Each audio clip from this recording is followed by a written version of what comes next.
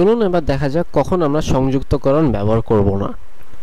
প্রথম নিয়মটি আমরা দেখতে পাচ্ছি যে যখন এ থাকবে অথবা এস তে থাকবে তখন আমরা সংযুক্তকরণ ব্যবহার করব না। এর এ উচ্চারণটি হবে বাংলার এ অন্তঃস্থিত একার এর মতো। এটি আসলে একটি ভার্ব যার ইংলিশ অর্থ হচ্ছে ইজ, এবং এই ভার্বটি এসেছে এথ ভার্বের থেকে। আমরা ভার্ব নিয়ে আরো বিস্তারিত আলোচনা করব যখন আমরা অধ্যায় 4 এ যাব। এটির একটি উদাহরণ দেখা যাক। প্রথম উদাহরণটি আমরা দেখতে পাচ্ছি যে এল এ বেল, এল এ বেল, এল এ বেল, যার অর্থ মেয়েটি সুন্দরী, এবং আপনারা এর বাংলা উচ্চারণটিও দেখতে পেলেন এল এ বেল।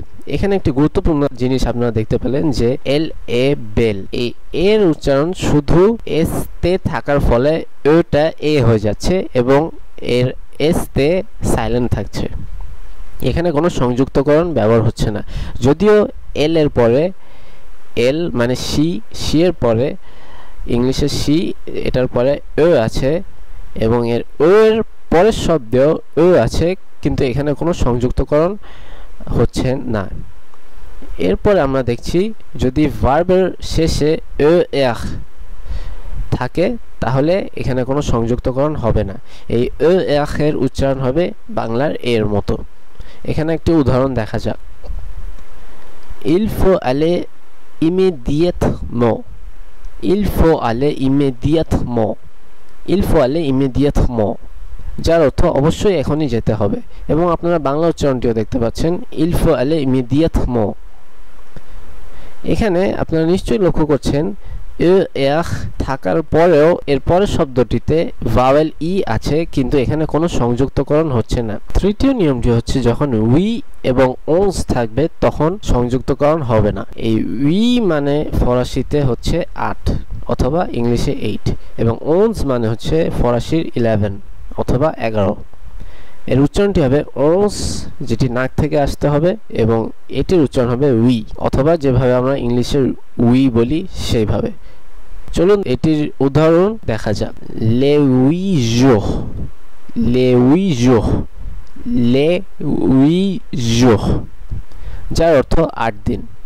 এখানে আপনারা নিশ্চয়ই খেয়াল করলেন যদিও আশটা সাইলেন্ট আছে তবুও এস এখানে ও এর সঙ্গে সংযুক্ত হচ্ছে না। তার কারণ এটি নিয়মের ফলে, যেটি আমি আপনাদেরকে আগেই বললাম যে লে উই কোনো কিছুর সঙ্গে সংযুক্ত হবে না, সেই কারণে লে উই জোহ।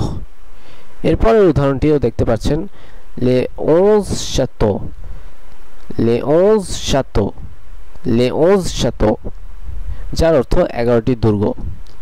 এখানে আপনারা নিশ্চয়ই খেয়াল করলেন যে এখানে একটি ভাওয়েল ও থাকার ফলেও এসটি ও এর সঙ্গে সংযুক্ত হলো না, বরং এটি আলাদা একটি শব্দেই থেকে গেল, আর এস কনসোনেন্টটি সাইলেন্ট থাকলো। চতুর্থ নিয়মটি আমরা দেখতে পাচ্ছি যখন ও তে থাকবে। ও তের সাধারণ উচ্চারণ হচ্ছে বাংলার এর মতো, এবং এ মানে হচ্ছে অথবা এর অর্থ হচ্ছে এবং অথবা ইংলিশের এন্ড।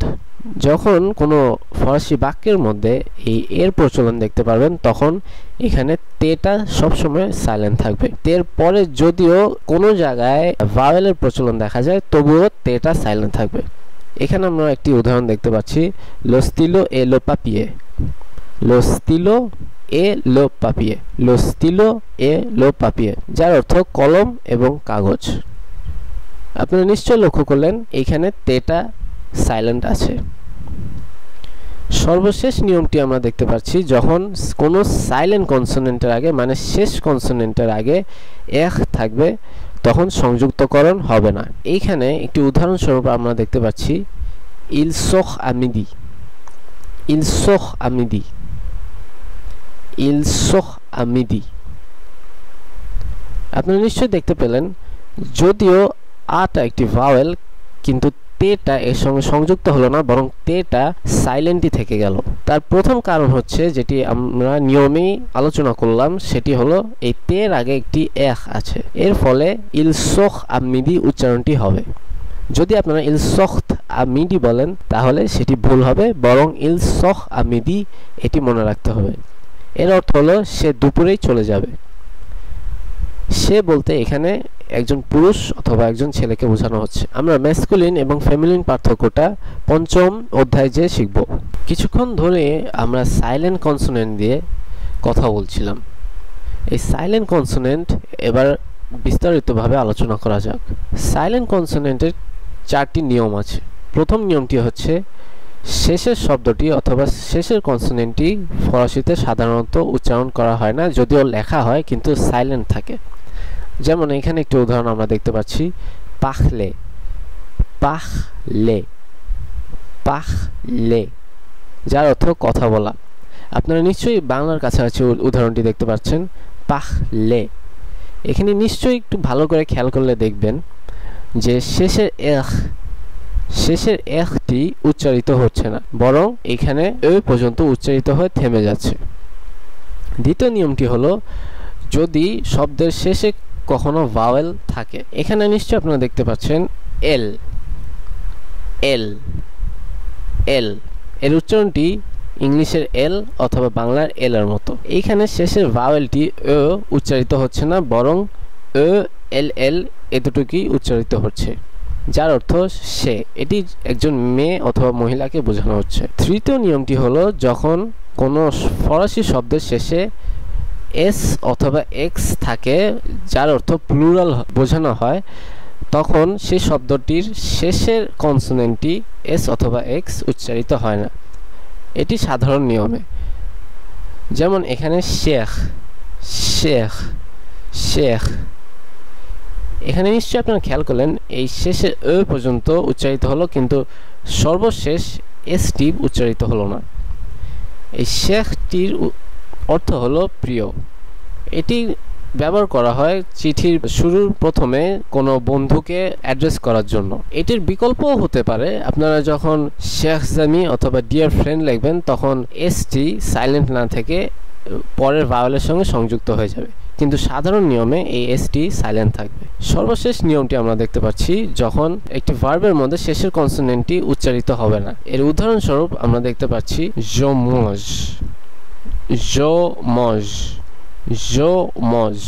এখানে নিশ্চয়ই আপনারা খেয়াল করলেন যে শেষের ওটা সাইলেন্ট থেকে গেল, বরং এই যে ফরাসি যে পর্যন্ত উচ্চারিত হলো, যেটি দাঁড়ালো je mange, যার অর্থ আমি খাই। আপনারা নিশ্চয়ই বাংলাতেও খেয়াল করছেন যে এটির উচ্চারণ হবে je mange।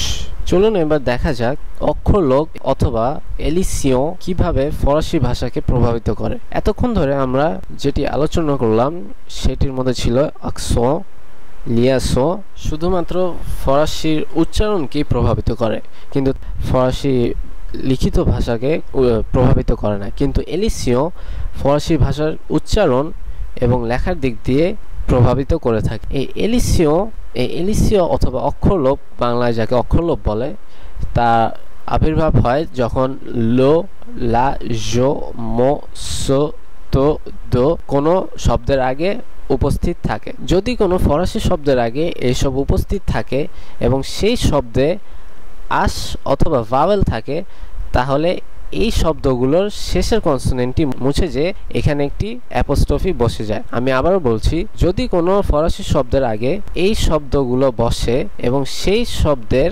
শুরুতে, সেই ফরাসি শব্দের শুরুতে ভাওয়েল অথবা আশ থাকে, তাহলে এই শব্দগুলোর শেষের কনসোনেন্টটি মুছে যে অ্যাপোস্ট্রফি বসে যায়। চলুন এবার কয়েকটি উদাহরণ দেখা যাক। প্রথম উদাহরণে আমরা দেখতে পাচ্ছি je m'appelle, je m'appelle, je m'appelle, je m'appelle, যার অর্থ আমার নাম। নিশ্চয় আপনারা খেয়াল করছেন এখানে আপেলের মধ্যে আ আছে এবং তার আগে মো আছে। এই মোটা ইংলিশের মি এর মতনই, যেটাতে বোঝাচ্ছে আমি। যেহেতু মো এর শেষের কনসোনেন্টটি ও এবং তারপর শব্দের শুরুর কনসোনেন্টটি আ, সেহেতু মো এর এই ওটা কেটে যে এখানে একটি অ্যাপোস্ট্রফি বসে যাচ্ছে এবং এর উচ্চারণটিও বদলে যাচ্ছে। লেখার দিক দিয়ে যেমন বদলাচ্ছে, উচ্চারণের দিক দিয়ে বদলাচ্ছে।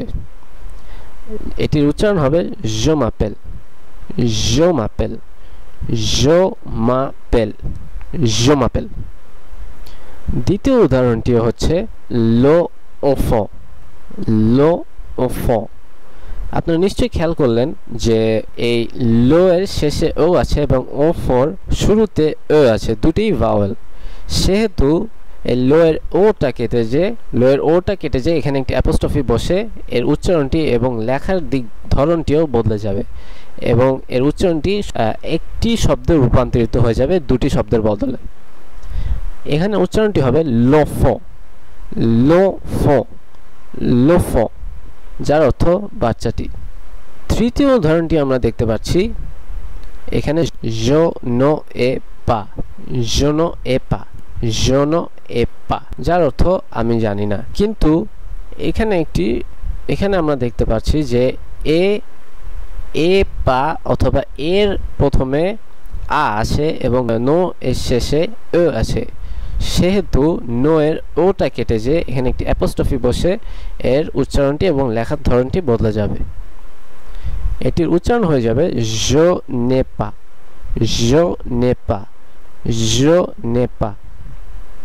সর্বশেষ উদাহরণটি হচ্ছে como tu to appel, como tu to appel, como tu to appel। কিন্তু এটি ভুল। কেন ভুল? তার কারণ তো এর শেষে ও আছে এবং আপেলের আগে আ আছে। যেহেতু দুটি ভাওয়েল, সেহেতু ওটা কেটে যে এখানে অ্যাপোস্ট্রফি বসে যাবে এবং এর উচ্চারণটি এবং লেখার ধরনটি বদলে যে হয়ে যাবে como tu t'appel, como tu t'appel, como tu t'appel, যার অর্থ তোমার নাম কি। এই ভিডিওতে যে পাওয়ারপয়েন্ট প্রেজেন্টেশনটি আপনারা দেখতে পেলেন, এটি আপনারা স্লাইড শেয়ারে পুরোপুরি ফ্রিতে পাবেন। আপনাদের ইচ্ছা মতন এটি আপনারা ব্যবহার করুন, রিডিস্ট্রিবিউট করুন। এটি পুরোপুরি ফ্রি এবং এর লিঙ্কের জন্য আমার ডেসক্রিপশনে দেখুন। আমরা এই অধ্যায়ের শেষ পর্যায়ে চলে এসেছি। আপনারা নিশ্চয়ই সাবস্ক্রাইব করবেন এবং এই ভিডিওগুলোকে লাইক দেবেন। আল্লাহ হাফেজ, au revoir, à bientôt। দাঁড়ান, ভয় পেলেন না? ভয় পাওয়ার কিছু নেই। নিশ্চয়ই আমরা এর পরের অধ্যায়তে এই au revoir, à bientôt এবং অন্যান্য এক্সপ্রেশনের মানে শিখব। সো আবারও au revoir, à bientôt।